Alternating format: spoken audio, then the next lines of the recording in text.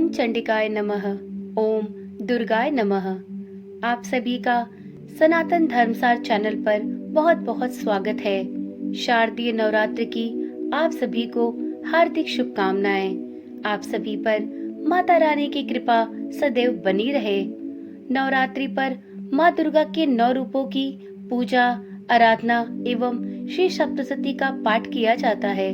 आप हमारे चैनल पर श्री दुर्गा सप्तशती के सभी पाठ प्रतिदिन सुन सकते हैं और साथ ही नवरात्रि के पूरे 9 दिन माँ दुर्गा के 9 स्वरूपों की कथाएं, स्तुति, मंत्र एवं पूजा विधि का भी श्रवण कर सकते हैं।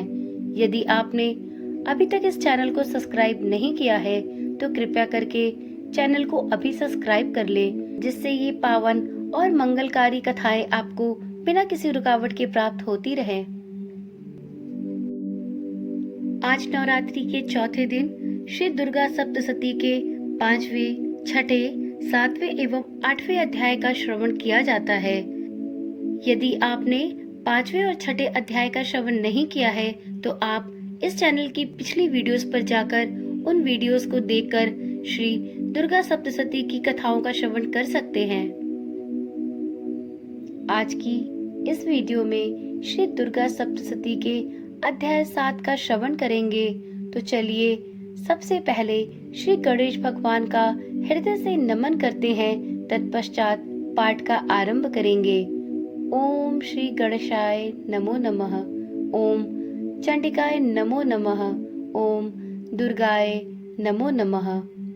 अध्याय 7 में 27 श्लोकों में माँ दुर्गा द्वारा चंड-मुंड दैत्यों के संहार का वर्णन है।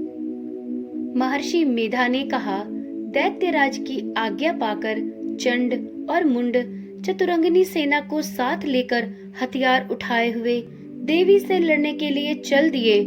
हिमालय पर्वत पर पहुंचकर उन्होंने मुस्कुराती हुई देवी जो सिंह पर बैठी हुई थी उन्हें देखा।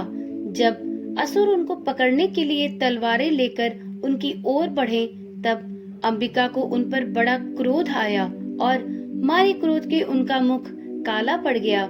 उनकी भ्रुकुटियां चढ़ गईं और उनके ललाट में से अत्यंत भयंकर तथा अत्यंत विस्तृत मुख वाली लाल आंखों वाली काली प्रकट हुई, जो कि अपने हाथों में तलवार और पाश लिए हुए थी।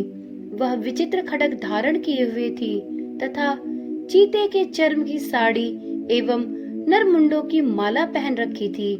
उसका मांस सूखा हुआ था और शरीर केवल हड्डियों का ढांचा था और जो भयंकर शब्द से दिशाओं को पूर्ण कर रही थी।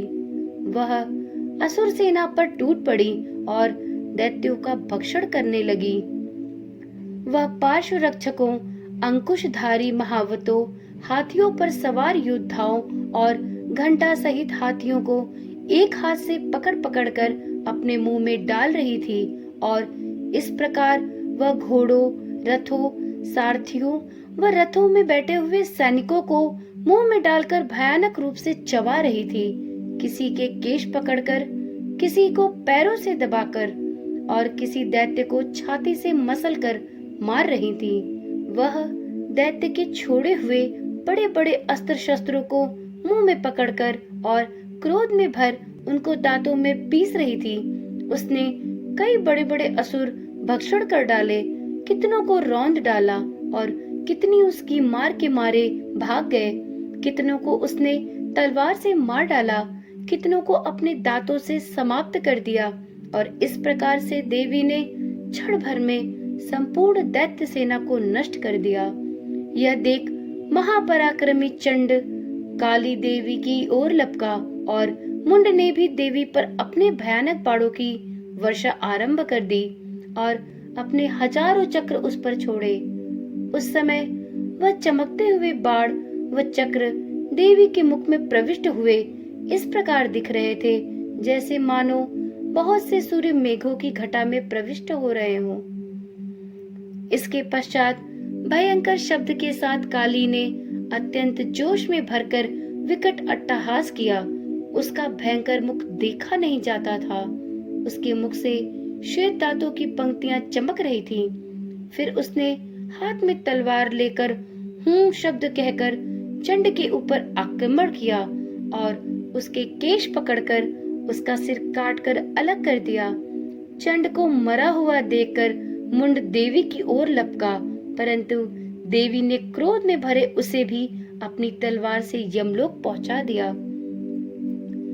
चंड और मुंड को मरा हुआ देखकर उसकी बाकी बची हुई सेना वहां से भाग गई।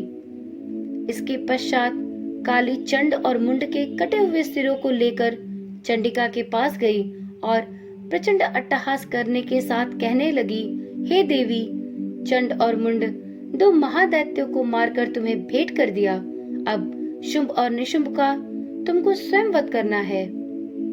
महर्षि मेधा ने कहा, वहां लाए हुए चंड और मुंड के सिरों को देखकर कल्याणकारी चंडी ने काली से मधुर वाणी में कहा, हे देवी, तुम चूंकि चंड और मुंड को मेरे पास लेकर आई हो, अतः संसार में चामुंडा के नाम से तुम्हारी ख्याति होगी।